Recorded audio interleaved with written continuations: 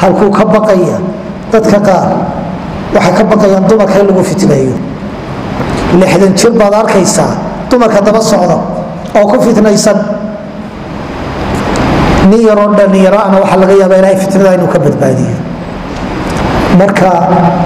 meelaha fitnadu ka imanaysana qofku inuu naftiisa la xisaabtamo oo uu ogaado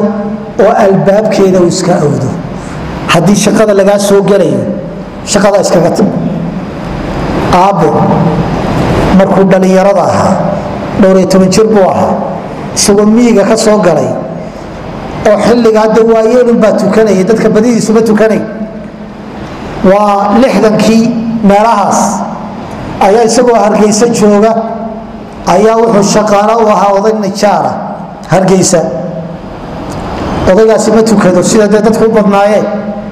wuxuu yiri waan tashado waxaan idhi shaqaduna waa yaray war ma shaqada yar buu salaada kuugu diidaya horta ha joojin salaada ha joojin shaqada hadduu kaa eriyana uga tag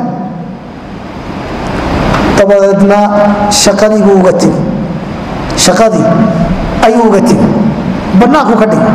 waa salaada ma joojinaysaa mise waa shaqada waan kaa saara ma joojinaya buu idhaafu shaqadii waa uga tegi aabba wuxuu yidhi 20 sano ka bacdi anigoo shiikha oo madiina ka soo baxay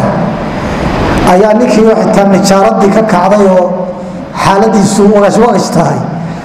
oo adduuniya aakhirada wax wanaagsan aan ahayn ayaa igu soo baxay doona aad baan uga naxay buu xaalkiis